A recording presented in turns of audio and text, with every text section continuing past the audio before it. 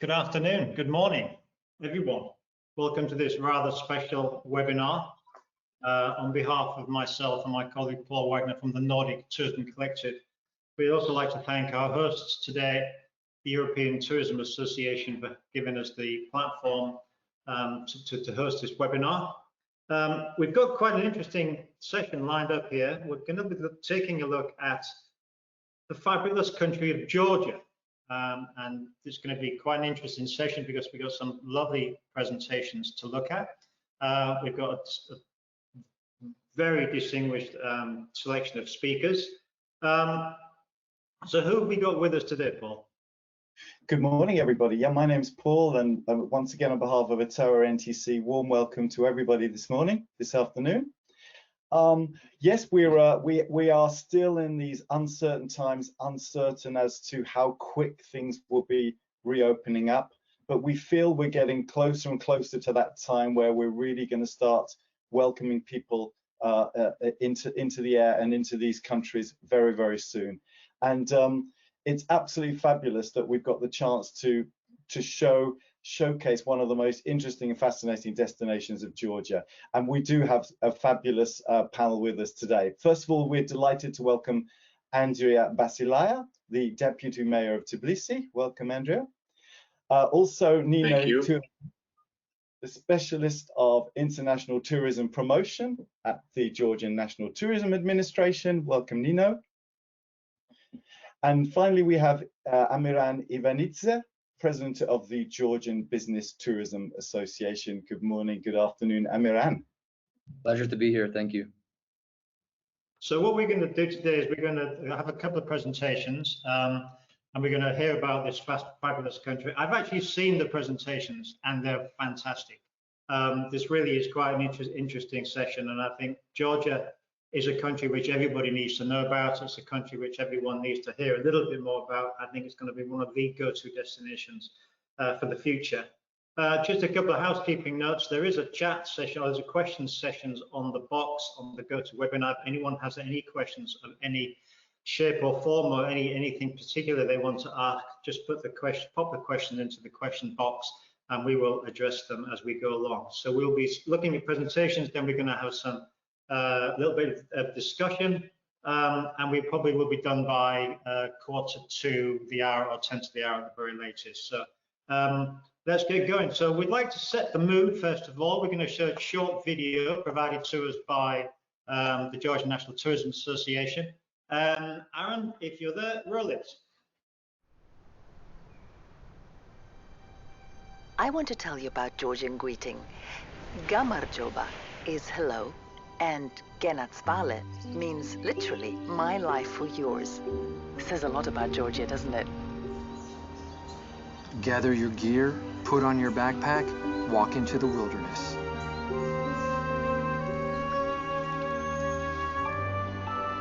This feels like a painting, or are we trimming?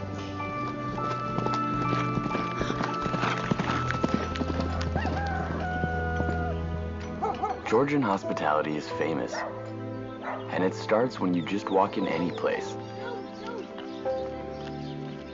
On the one hand, you have snowy mountains and modern skyscrapers, and on the other side, relaxed fishermen looking for dinner.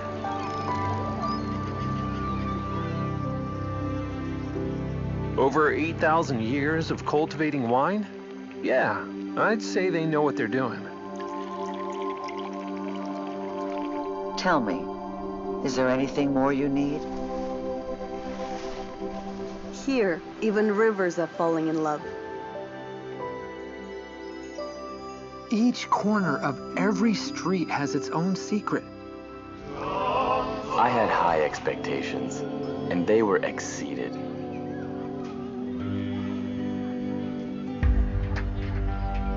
All beautiful songs come to an end.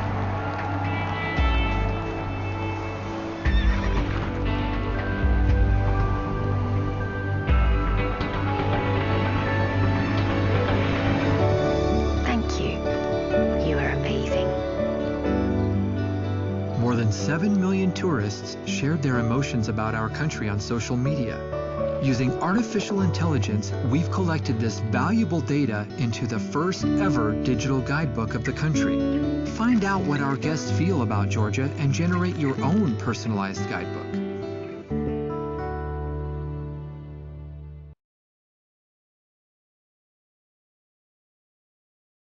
Thank you very much for that video. It just looks fantastic. It makes us all dream of traveling again. What a wonderful destination it looks. So I hope you all enjoyed having a little insight, little flavor of Georgia there on the video. And now I'm delighted to welcome Andria Basilaia, the Deputy Mayor of Tbilisi, who is going to share a few slides with us this morning about the wonderful city. Over to you, Andria. Hello, and thank you for this opportunity. Thank you, Paul and Andy, for the interest. I want to briefly thank the ETOA and the Nordic Tourism Collective for the interest in Tbilisi and in the country of Georgia. I'm going to try to start the presentation. Let me know if everything is okay.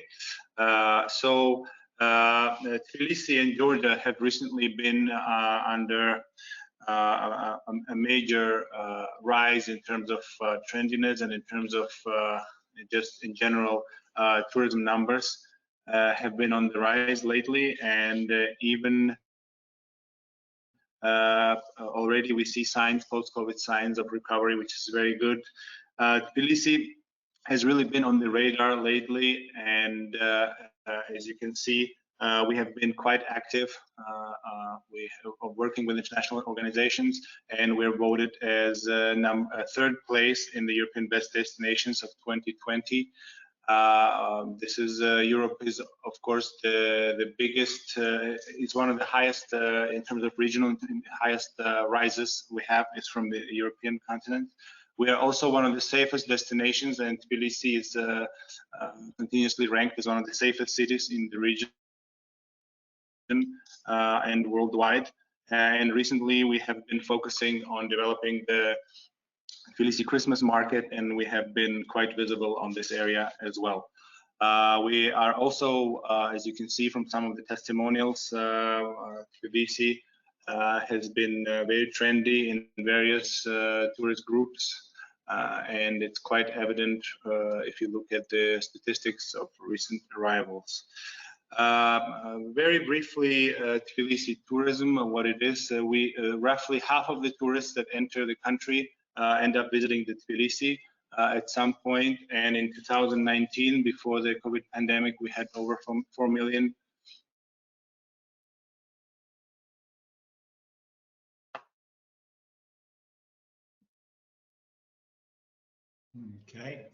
international visitors. We are getting quite important revenue, and evident during the pandemic, and the impact on the economy of the city has been quite grave. So we are very actively now working to get back on track. Another thing I want to highlight here is the rise of the business and MICE tourism. And we'll have more detailed discussions about the role of MICE tourism in Tbilisi. In general, historically, Tbilisi has been a cultural melting pot. It's been on the crossroads of many trade routes. So there is not one thing that Tbilisi is known about. We are known for many different things, and I think this is one of the best things about Tbilisi in Georgia, is there's just so many different things you can do in such a short span, because it's a small country and everything is quite close. Of course, Georgian wine is, we are the cradle of wine, so to speak, and of course the dining experience is also one of the main areas of interest of tourism, and you have to visit and taste the cuisine yourself to realize why so many people come back just for this. Of course, Tbilisi has been on the map lately as a very trendy nightlife destination. We are quite often compared to Berlin in terms of nightclubs and nightlife. Of course, this has been heavily affected by COVID in the recent years, but now with the new regulations, we are quite certain that the nightlife will get back on track as well. Recently, we have been quite known for shopping, especially for the rise of Georgian designer concept shops and various destinations for such as flea markets and designer shops. Of course, Georgia is quite an old country, and Tbilisi is quite an ancient city with over 1,500 years of history. And so you cannot go by a block without running into some sort of monument or historical building. And it's a really a melting pot for the architecture, where you can see the ancient architecture as well as the Soviet period, and of course the modern architecture. So it's a very interesting mix that you encounter throughout the city. Of course, we're quite known, Georgia in general, for nature and leisure and hiking, and all throughout, very close to the city. There are many opportunities for hiking and nature activities. Traditionally, Georgia has been a source of sulfur baths. So spa and wellness has also been one of the areas that's been rapidly developing. We are quite focused on family travel as well, and we just, with the recent change, we've made it easier for families to travel post-COVID. And another new destination is sports. We're quite keen on hosting many new big international events, such as the Super Cup that we hosted in Tbilisi in 2015. As I mentioned, MICE tourism has been on the rise in Tbilisi. Roughly half of the facilities in the country are focused in the city, and we're quite keen on hosting more and more MICE-related events. We have a visa-free regime with up to 100 countries, so it's quite easy to organize big international events, and the number of facilities is rising every year. What we do as a city, we are quite actively working with the local tourism sector and our international partners. We are quite actively organizing various trips for influencers and journalists. We are also have been working actively to organize various B2B workshops and forums to really connect our international partners with local stakeholders. We have been working very actively recently on the new content creation, and we have been closely working with the local businesses on human resource development, on various trainings related to health and service standards. We are also quite keen to promote Georgia internationally, and we have been quite active in terms of various ranks, guidebooks, and etc.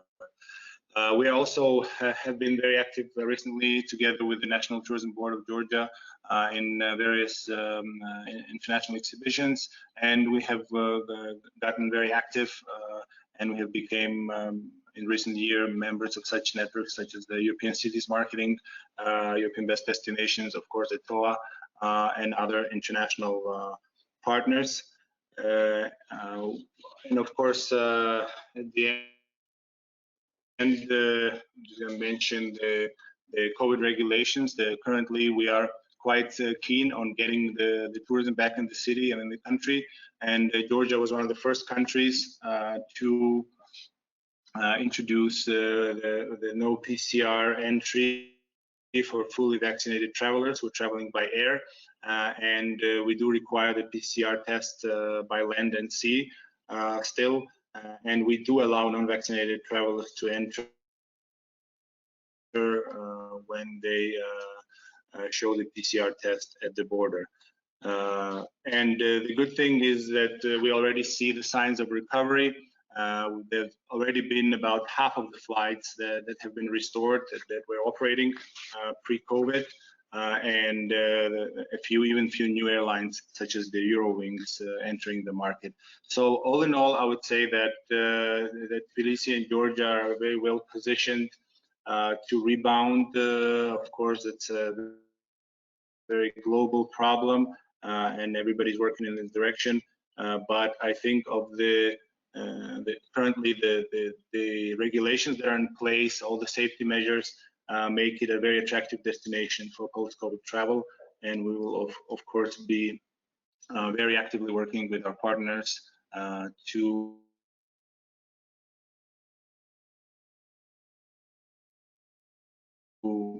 help the sector recover and to bring back the numbers we had. So I think I'm going to stop with the presentation at this point, and of course I'll be happy to answer.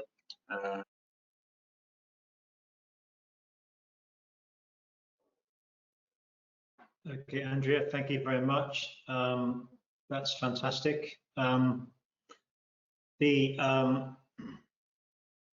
you could stop sharing your screen, that would be great.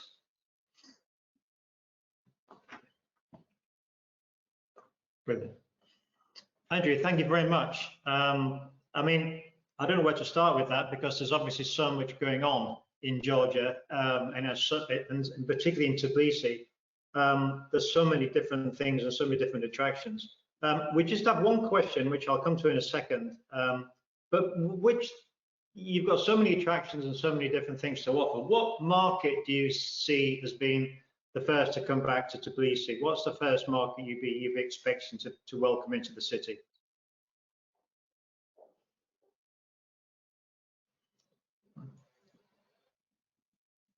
I'm not sure if he's frozen or not. I think I suspect he is.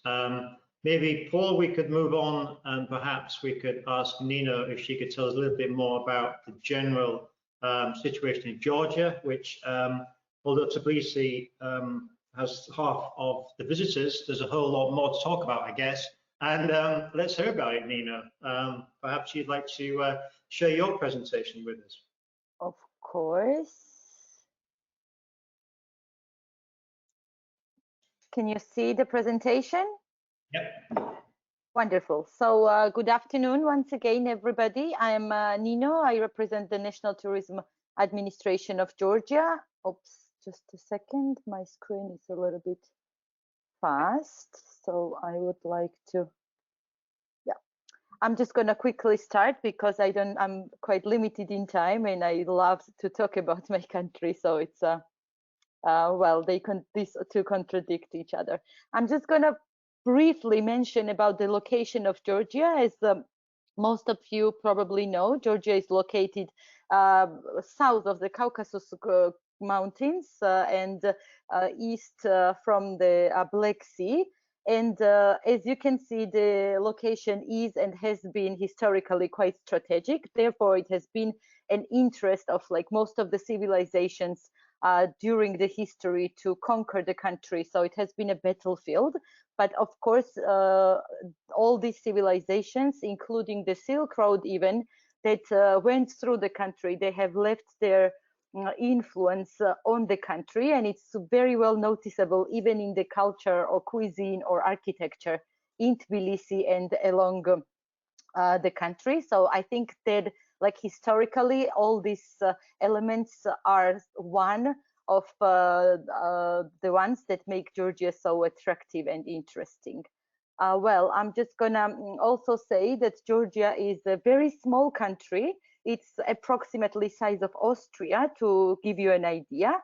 But the interesting thing is that the country has overdozen climate zones. So basically, when you travel from west to east, the climate changes every 40 minutes, and because of so many mountains and the sea air coming from the west, etc. So basically, together with the climate, obviously changes the vegetation and even the acidity in the wine. So in terms of diversity, Georgia is very, very interesting and exciting, let's say. These are the main reasons why you should travel to Georgia and why people are traveling to Georgia. And Georgia has become such an attractive and interesting destination during the past few decades, I would say. Of course, there is the wine and the unique culture and ancient history that I will briefly talk about during my presentation. But here I would like to say that the main top reason to travel to Georgia is the country's hospitality. We are historically very hospitable people. We love our guests. And we always say that we don't have tourists, we have guests, because that's how tourists are seen as each Georgian, as their own personal guest. And we consider guests to be sent from God. So that's why we really take care of the travelers that visit our country. And we're very keen to make them, help them have the time of their lives. Georgia is a year-round destination. That is also another very attractive and unique thing I would say about the country, starting from the skiing slopes to the Black Sea coast in the west. And of course, during the autumn and spring, we have the beautiful mountains and really delicious cuisine. Again, ancient and very interesting history, really interesting museums, etc. So whenever you come to Georgia, you will always find something very exciting to do, and it will always make your memories really wonderful. I would also briefly like to address that Georgia is a very safe destination to travel. Well, of course, now we also add the COVID safety to the list, but I will address these issues a little bit later in my presentation. The amount or the rating of bribe and corruption is very low in the country, and it's very friendly to international investors and also safe to travel. I'm not gonna talk a lot anymore about Tbilisi, the capital city of Georgia, because Andria did mention basically everything interesting and exciting about it during his presentation. I will just move on to Batumi. Batumi is a city at the Black Sea coast in the southwest of Georgia. It is also very interesting and quite attractive between tourists. But interesting thing about Batumi is that it is not only a beach destination, but it's also a very good entertainment hub. So there are a lot of festivals and music and theater festivals happening there. And also, if you don't want to spend all day in the city and at the beach, you have just 20 minutes to travel to beautiful subtropical forests and mountains. And you can also enjoy nature together with the city break. I will also talk about Kutaisi a little bit. Kutaisi is located in the middle of the country. Historically, it's the home of Kolkhis. Kolkhis, probably you have heard about the Argonauts. So that's where historically they are from. And also Kutaisi houses one of our 3 UNESCO heritage sites. And it makes, of course, the city culturally and historically more interesting. Briefly about Georgian culture, it's quite unique. If you have not experienced it, I would really suggest to search for it, at least in the internet, before you visit the country, of course. Georgian dances and polyphonic singing is very popular all over the world, and the polyphonic singing has been acknowledged as a masterpiece of the world's cultural heritage by UNESCO.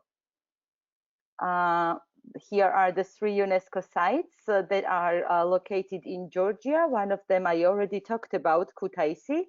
The other one, Tsketa, is just 20 minutes away from Tbilisi. It's the ancient capital, and also Upper Svaneti, which is up in the Caucasus Mountains.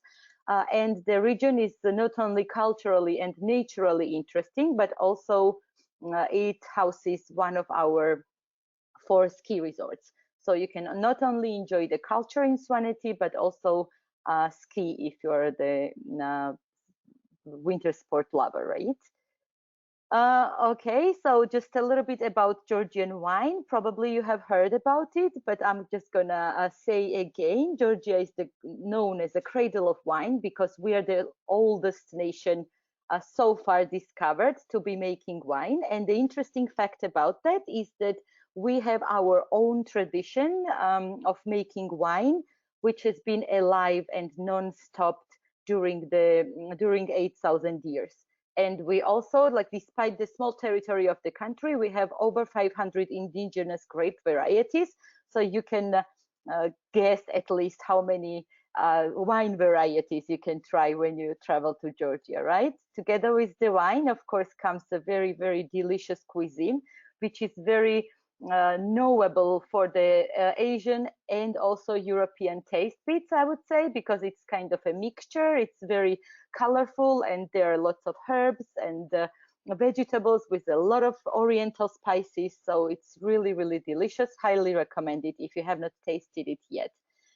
Because of all the mountains that we have in Georgia, and rivers and lakes, and the climate zones I talked about, we have all the adventure tourism possibilities that one can think of, I would say. Some of them are named here at the slide, and we are trying to push or like promote Georgia as an adventure, as a nature-friendly destination, especially now after COVID, because we know that people are more oriented to travel and to get closer to the nature and recreation. So that is one of the main points of our promotion post-COVID, let's say, of the country, to highlight the natural tourism or like to adventurous tourism possibilities for all the people wishing to come to Georgia. We also have multiple sea resorts along on the west coast. As you know, we are on the east side of the Black Sea.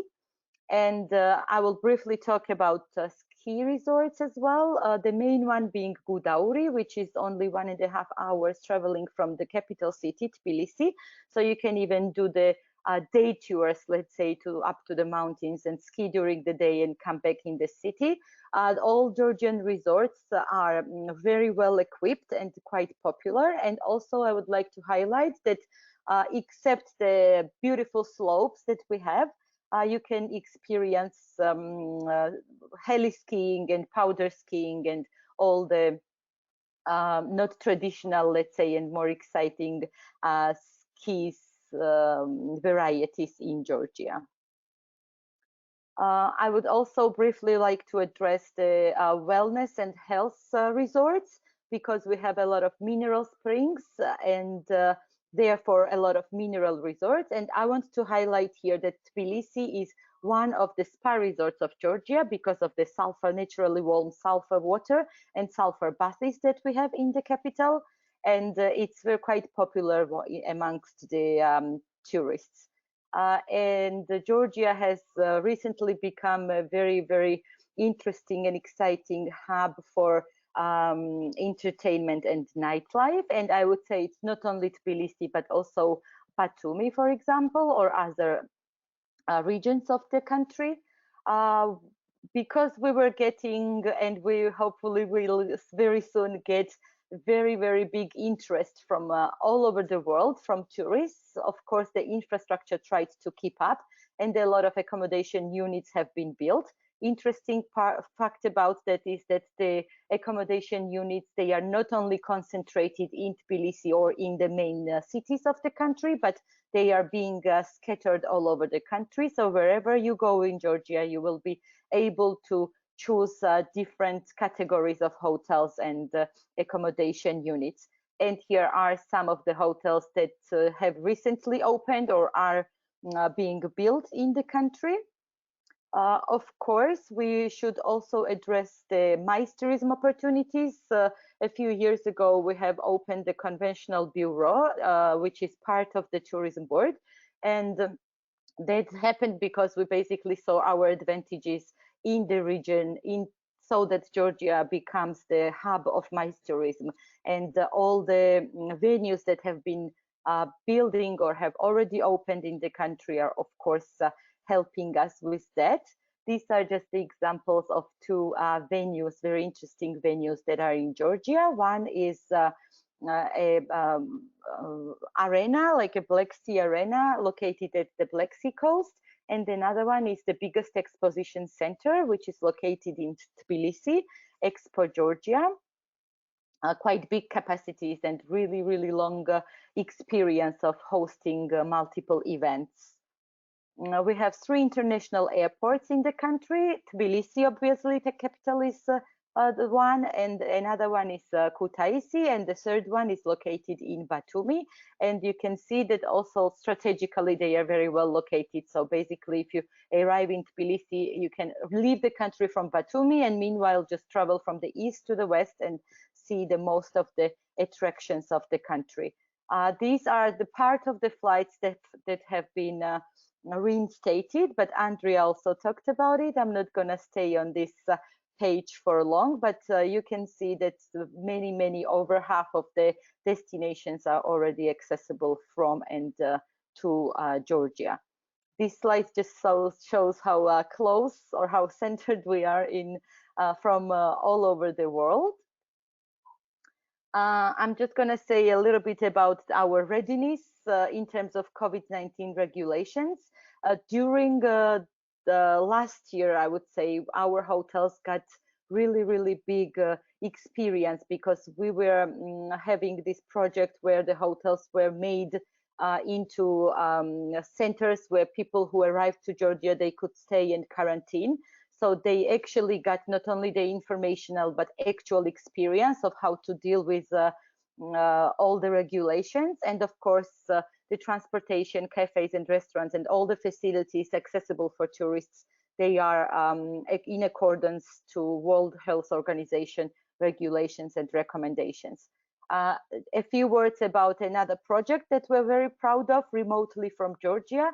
We have this application where people who didn't need visa to come to Georgia before COVID, they could just apply, and if they were able to work remotely, they could do it from Georgia. And obviously we wanted to create the digital nomad hub in Tbilisi and in the regions of the country, and it has been quite successful, and we have got quite interest from citizens all over the world. Entry regulations, as Andria already stated, we are now open to 64 countries that can enter with a PCR test, and if they are vaccinated, anyone basically can enter the country. I'm not going to stay long on this slide either. Georgia has, of course, been highlighted, and I hope some of you at least have seen some of the information about the country in world's leading magazines and publications. And it's not only about tourism or tourist destinations, but also Georgian fashion has been quite popular as well. So it has put us on the fashion map of the world, let's say, as an attractive destination. Thank you very much. I hope my presentation was interesting enough to leave you a little bit excited and interested to visit the country and experience it live. Thank you, Nino. That was fantastic. Just a word to everybody watching. This session or this webinar is being recorded. So if anyone wants to dip into that presentation of either Nino or Andria's at their leisure, they will be able to do that. And if anyone actually wants a copy of the presentations, we'd be happy to send them. Just let us know. There's a question that we had on the chat, actually, Nino, which actually either you or Andria could answer, which is, when I suppose you've answered your own question. It says, when do you suggest is the best time of the month to travel in terms of climate for nature? I mean, you mentioned you had so many different time zones, so it's probably an impossible question to answer.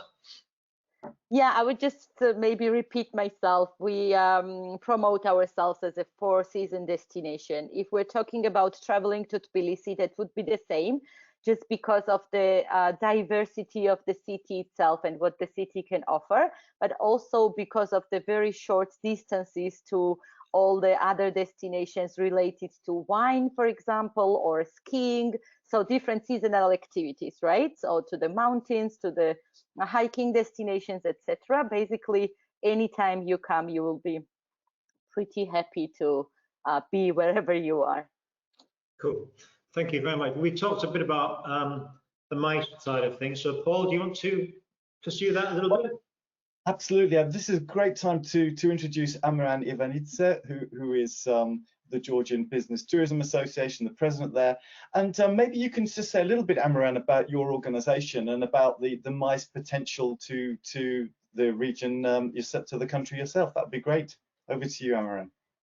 So just a bit about the association. We were founded in 2019, and it was really something driven from the need from the private sector, seeing that they needed an entity that would unite them under one umbrella in the purpose to communicate with different entities such as the government, other private sector representatives, and to aid in addition to what the government was doing in promoting the country. So it was really something created by the private sector for the private sector, but again, to be there and help out the other players that are promoting the country.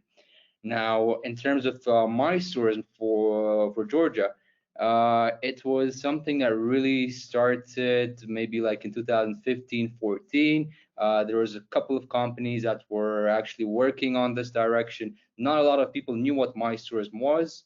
It was something very new.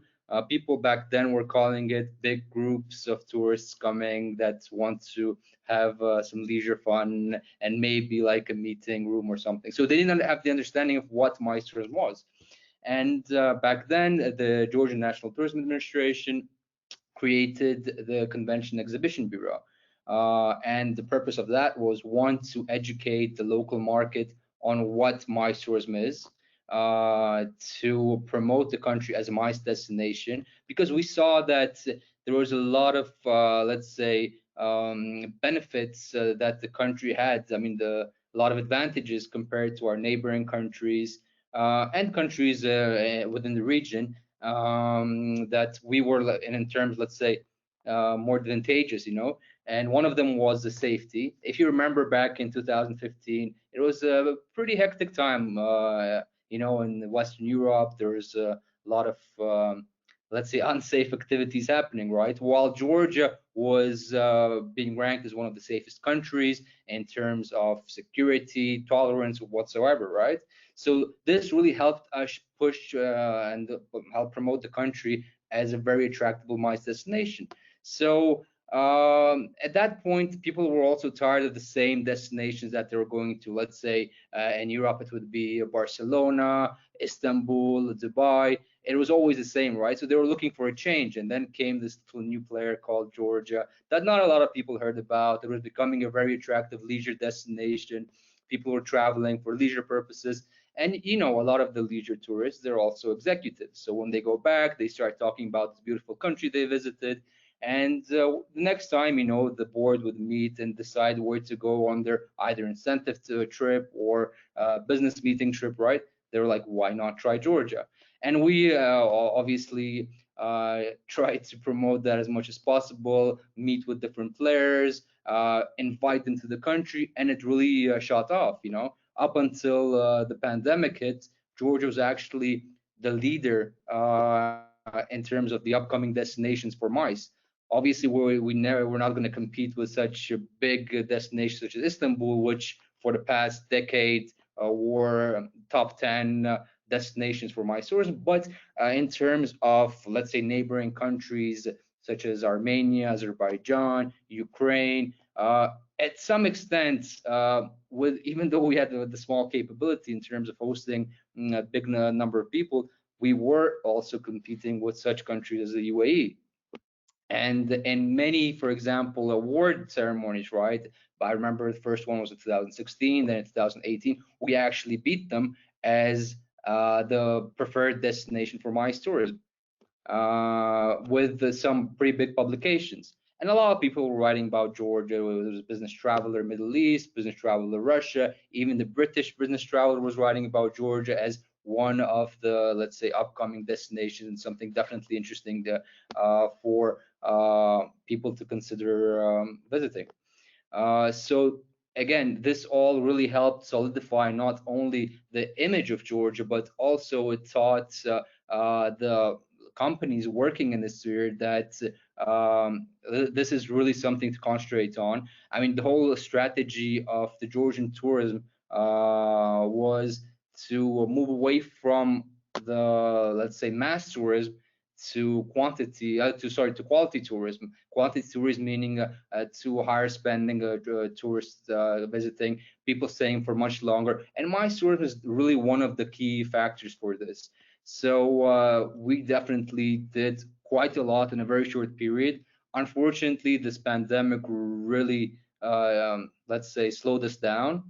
But again, with all, let's say, bad things come good things later on. So this pandemic, especially for the companies, let's say, that are in the association, it really helped them to restructure, let's say, their companies, their strategies, start working on new markets. So it was a, let's say, good time out for, it was bad financially, but in terms of like strategy and rethinking on how to proceed further on, I think it's might have been some kind of a benefit as well.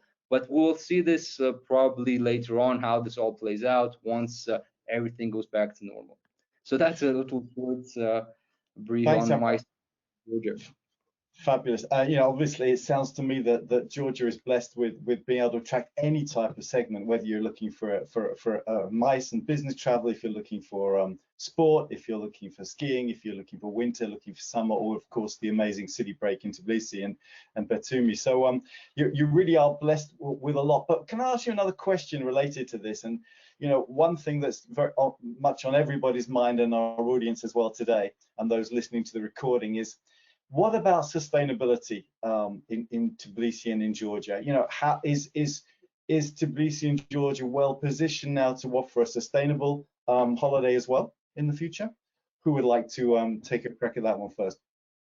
Well, when you talk about sustainability, what exactly are we talking about? Are we talking about the corporate responsibility and all that, or more greener to?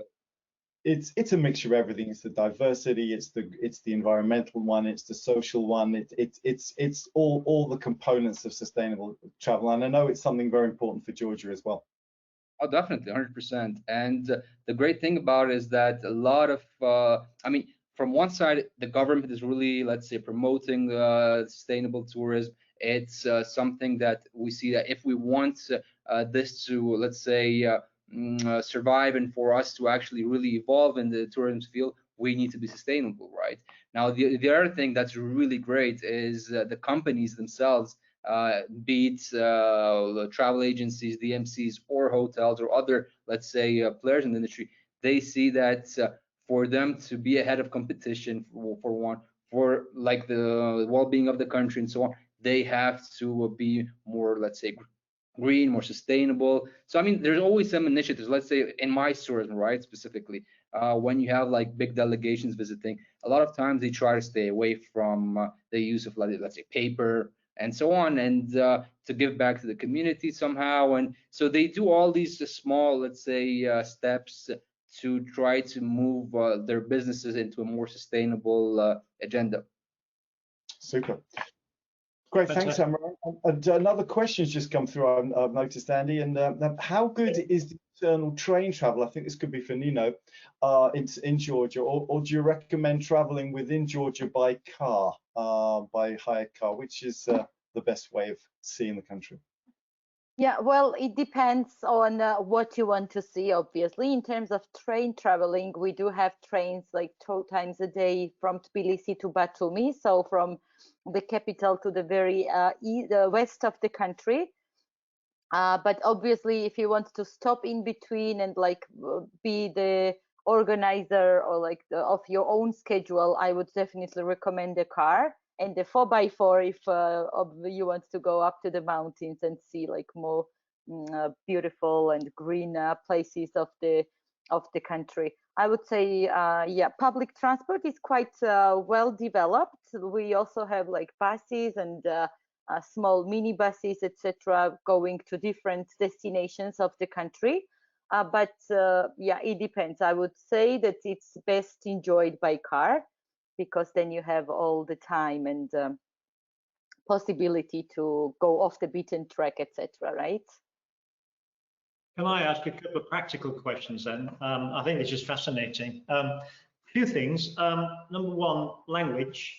You guys have the craziest language I've ever seen. But what's the fluency of internationally spoken languages? If I go to Tbilisi as a FIT individual traveler, and I find myself somewhere in the middle of the country, am I going to get stuck? Am I going to have difficulty getting around, or what's the issue there? How's it filtered down, basically? I'll tell you a great story about that. Like, for example, in Tbilisi, everybody speaks English. In Batumi, everyone speaks. I mean, most major cities, and the younger generation, they all speak English. But the beauty about Georgia, right? And I always love telling the story when I get the question like this, right? So back in the 90s, I don't know, it was like early 90s, right? And to give you an idea, back then, Georgia was completely different, right? So the roads were not so good, the light was not everywhere, so it was a very different country. There was a German traveler, right? He used to travel the world on a motorcycle, and they still do, by the way. It's very Georgia's on a let's say very popular road for these international travelers. So this guy, right? He was somewhere in the mountains in Svaneti, yeah, and his bike broke down. Now the tourist, right? He was German. He only spoke German. And back then, nobody spoke English here, and they're somewhere in the mountains, right? They only speak Georgian and their dialect, so they have no way to communicate. Somehow, okay, I mean, this guy was trying to fix his bike. The villagers saw him, they came, and they somehow interacted, right? Obviously, they didn't understand each other verbally, but somehow with expressions and so on, they understood each other. They took this guy in, they fed them, they fixed his bike, and now every year, imagine, he comes back to the same family. He's already part of the family. He's the godfather of some of the kids and so on. So what I meant by this was that when there's somebody in need or something, no, it doesn't matter if they speak English, German, Georgian, whatever. Georgians understand the guests, right? As Nino mentioned earlier, for us, a guest is a gift from God, and we take that very personally. So listen, there's not going to be any issues with language barriers. Even if they don't understand the language, they'll communicate with you.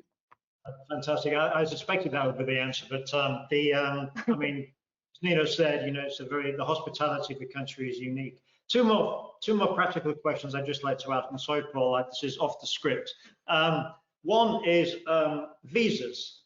Do I need a visa to travel to Georgia from Europe, from whatever? So what's the situation with that?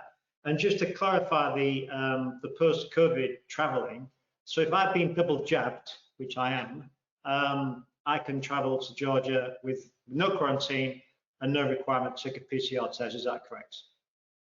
Yes. So let's start with the visas. So the citizens of European Union and over 100 countries, they do not need a visa to come to Georgia. So for those countries, whoever is vaccinated, they can just come without anything by air or by plane, just with some kind of paper stating that you have got 2 shots of vaccine. If you're traveling by land or by sea, you will also need a PCR test together with the vaccination passport or paper, we call it, right?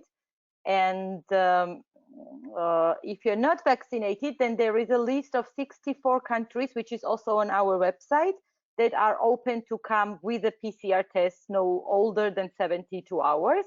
And they are also required to do another PCR test on the 3rd day of arrival in Georgia. That's it. Okay, cool. Paul, do you have anything?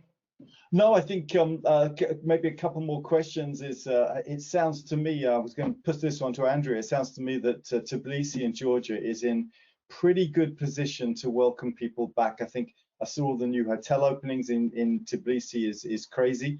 So infrastructure sounds very much ready.